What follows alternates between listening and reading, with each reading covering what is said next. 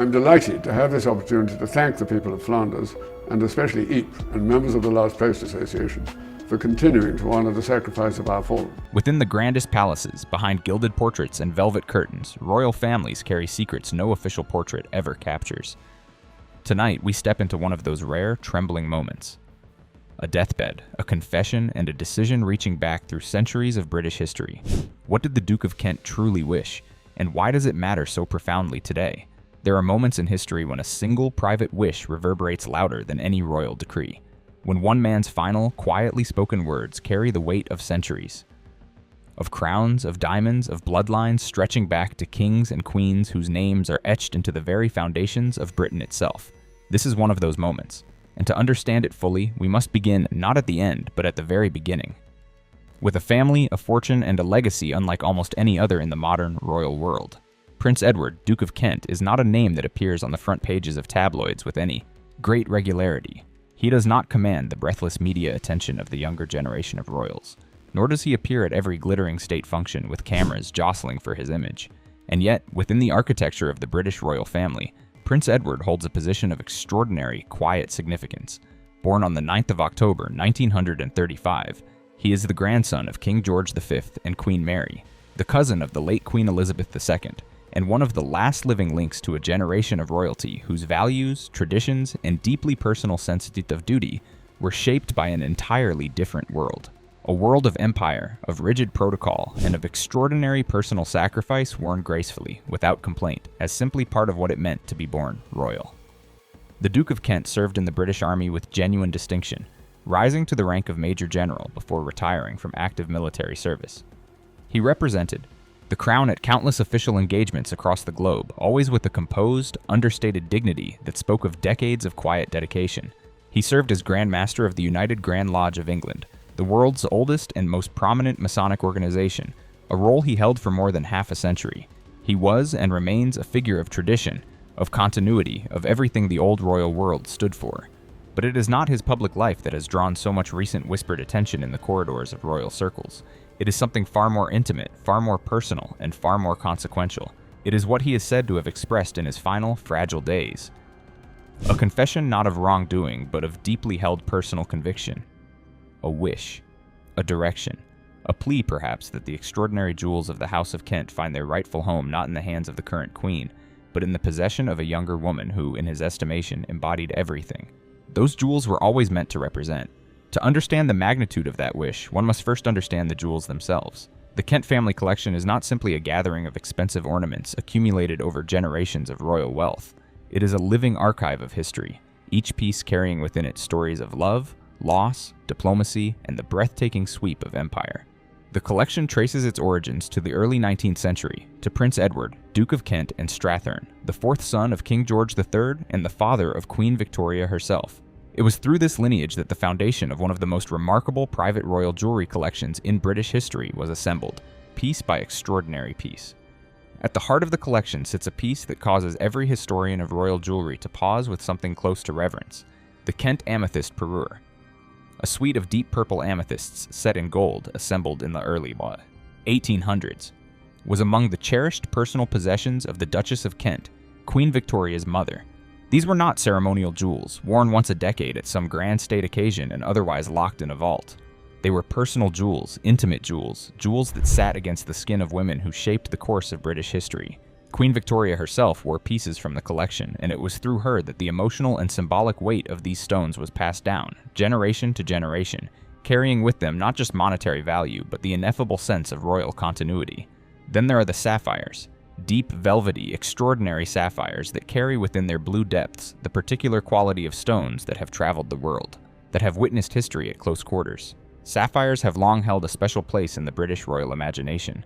They speak of fidelity, of wisdom, of the deep and unbroken blue that runs through the veins of a family that has endured wars, abdications, and the slow, grinding transformation of an empire into a constitutional monarchy.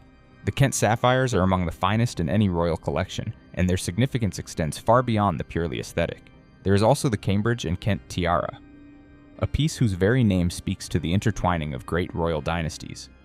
Originally created in the early 20th century, this tiara has rested upon the heads of women who stood at the very center of British royal life, and its story is inseparable from the story of the family itself. It is a tiara that commands attention not through sheer ostentation, but through something harder to define. A kind of historical gravity that makes the room feel different when it enters. Pieces like this do not simply belong to their current owner, they belong, in some deeper sense, to history itself, and it is precisely this quality, this sense that great royal jewels belong not to any individual but to the living story of a dynasty, that makes the Duke of Kent's alleged deathbed confession so extraordinarily charged, because the question he appears to have grappled with in those final quiet hours was not merely a question of who should receive beautiful things, it was a question of where history should go next, of which woman, at this particular inflection point in the long, complex story of the British royal family, was most fitted to carry these stones forward into the future. Picture the scene, if you will. A room grown still and hushed in that particular way that rooms do when the person at their center has begun the slow process of departure. The light softer somehow, the ordinary sounds of the world outside muffled, as though the world itself understands that something irreplaceable is passing. Prince Edward, a man who had spent 9 decades in faithful, unobtrusive service to the crown, a man who had watched kings die and queens ascend and the entire shape of the monarchy transform around him, lying amid the accumulated memories of a life lived in extraordinary proximity to history. And in that stillness, according to those who have spoken in careful, guarded tones about what was witnessed, he made his feelings known about the jewels, about their future, about the woman he believed should one day wear them. The name he is said to have expressed a preference for was not Queen Camilla. It was Catherine, Princess of Wales. Let that land for a moment, because the implications reach in every direction at once. Queen Camilla, as the reigning consort, occupies one of the highest positions in the land. She is the wife of King Charles III, a woman who navigated one of the most controversial paths to the throne in modern royal history, and who has, by most accounts, settled into her role with surprising confidence and grace. The idea that the Duke of Kent, a man of the old royal world, a man for whom protocol and precedence were not mere formalities but expressions of deep personal conviction, might have directed his wishes away from the queen consort and toward a younger woman still finding her footing in the most demanding institution in the world is not a small thing. It is, in every sense, a statement. Why Catherine? That is the question that hangs in the air, shimmering with possibility. Catherine, Princess of Wales, has become in recent years something genuinely remarkable. A figure who manages simultaneously to honor the traditions of the institution she married into, and to humanize it in ways that feel authentic rather than calculated. She carries herself with a particular quality that is difficult to reduce to any single attribute. It is not simply beauty, though she possesses that in abundance. It is not simply poise, though her composure under extraordinary public scrutiny has been remarkable. It is something closer to what might be described as genuine fit. A sense that she understands intuitively what the monarchy is for, what it owes the people it serves, and what it must preserve of its past in order to remain meaningful in the future. Those who observed the Duke of Kent over his final years note that he watched Catherine with something that looked very much like admiration. He had seen enough royal marriages, enough royal women navigating the crushing demands of public life, to know the difference between performance and genuine vocation. And what he observed in Catherine appeared to speak to something deep in his understanding of what a royal woman should be. Not simply a consort, not simply a presence at official functions, but a living embodiment of the values that make the monarchy worth preserving. Duty without resentment, grace without coldness, warmth without the sacrifice of dignity. The jewels in this reading were not merely possessions to be distributed according to sentiment. They were instruments of legacy. And the Duke of Kent, in his final clarity, is said to have believed that they belonged with the woman who would carry the institution furthest and most faithfully into the future. This is not, it should be noted, entirely without precedent in the long and complicated history of royal inheritance. The question of who receives great royal jewels has never been a simple matter of legal title or marital rank. It has always been inflected with personal feeling, with private judgment, with the kind of assessments that only those closest to the heart of the institution are in a position to make. When Queen Mary, that great accumulator of royal treasures, distributed her extraordinary collection, she did so with a deliberateness that spoke of deep personal calculation, rewarding certain women, overlooking others, sending unmistakable messages about worth and hierarchy and the future of the family. When the late Queen Elizabeth passed pieces from her own collection to various members of the royal family, each choice carried meaning that went far beyond the monetary. Jewels in the royal world have always been a language, and the Duke of Kent in his final hours appears to have chosen to speak that language one last time. The reaction within royal circles to the rumors surrounding his expressed wishes has been, predictably, one of careful silence, punctuated by the occasional, carefully worded denial. This is how the institution manages inconvenient truths. Not by confronting them directly, but by surrounding them with a silence so complete and so dignified that they seem to dissolve of their own accord. But they do not dissolve. They persist, gaining texture and detail with each passing month, because the human instinct to know the truth of these extraordinary private moments is simply too powerful to be extinguished by official reticence. There is also the matter of what Catherine herself represents to the institution at this particular moment in its history. The British monarchy has rarely faced a more complex set of challenges, questions of relevance, of representation, of how an institution born in a radically different world can justify its continued existence, to citizens whose relationship to tradition and hierarchy has been fundamentally transformed. In this context, Catherine is not simply a princess. She is, in the estimation of many, both inside and outside the institution, its most compelling argument for its own continuation. She is the face that the monarchy most wants the world to see. Compassionate, capable, rooted in something genuine. And the Duke of Kent, a man who had devoted his entire adult life to the service of that institution, appears to have recognized this with the particular clarity that sometimes visits people at the end of long lives. To give the Kent jewels to Catherine would be, in this light, not simply a personal gesture, but a strategic one. It would be a statement about where the moral and symbolic weight of the institution now resides. It would be an acknowledgement that the future of the British monarchy rests not with its most senior figures in terms of age or protocol, but with those who carry its values most authentically into a skeptical and complicated world. One must also consider what it would mean for Camilla. And here the story acquires its most delicate and human dimension.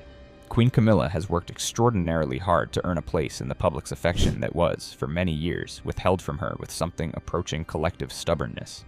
The circumstances of her marriage to King Charles, the shadow of the late Princess Diana that fell across every public appearance she made for years, the long and painfully public process of rehabilitation. All of this forms the backdrop against which any discussion of royal inheritance involving her name must be understood. To learn that one of the most senior figures of the old royal world had in his final hours directed his precious collection away from her and toward a younger woman would be, for Camilla, more than a practical disappointment. It would carry within it the echo of every slight, every cold shoulder, every moment of exclusion that marked the earlier chapters of her royal story. And yet, these are the kinds of truths that the old royal world understood and accepted. Sentiment and personal judgment have always played their role alongside protocol. The Duke of Kent, having lived 9 decades in faithful service to an institution that demands everything and acknowledges little, had perhaps earned the right to speak his truth, even from a deathbed, even when that truth was inconvenient and complex and destined to cause ripples that would extend far beyond his own lifetime. Because this is the nature of royal legacies. They do not end. They continue, reshaping themselves with each generation, acquiring new meaning as new hands hold old stones, as new faces are reflected in antique mirrors surrounded by the weight of centuries. The Kent jewels, those extraordinary sapphires and diamonds and amethysts that have rested against the skin of women who shaped British history, will pass to someone. They will catch the light in someone's dressing room, will be lifted from their velvet beds by someone's hands, will speak their silent language of beauty and continuity and memory to some woman standing at the center of the British royal story in the decades to come. The Duke of Kent, in his long and faithful life, saw many such women come and go. He watched them navigate the extraordinary demands of the institution, watched some flourish and others falter, watched the public's love given and withheld and given again with the capricious intensity that has always characterized the relationship between the British people and their royal family. And at the end of all that watching, all that witnessing, all those decades of quiet and faithful service, he made his judgment. He looked at Catherine, Princess of Wales, and he saw something worth honoring, something worth entrusting with the jewels of a dynasty, something worthy of the weight of all that history, all those stories, all that accumulated human meaning caught and held within the facets of extraordinary stones. Whether his wishes will be honored, whether the legal and institutional mechanisms of royal inheritance will bend to accommodate the expressed desires of a dying man, however senior and however beloved, these are questions that remain, for now, unanswered. The silence from official quarters is total, as it almost always is in these matters, but the story is alive. It moves through the corridors and drawing rooms of royal Britain with the particular persistence of stories that carry within them genuine human stakes. And perhaps that is, in the end, the most important thing. Not the jewels themselves, extraordinary as they are. Not the legal questions, complex as they will surely prove. But the fact that a man of 90 years, a man who had given everything to his duty, found at the very last something worth saying.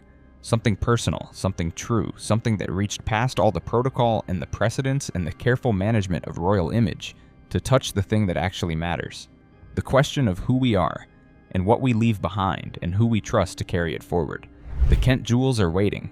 The future is unwritten, and somewhere in the long shimmering story of the British royal family, the words of a dying duke hang in the air like light through a sapphire, quiet, deep, and impossible to look away from.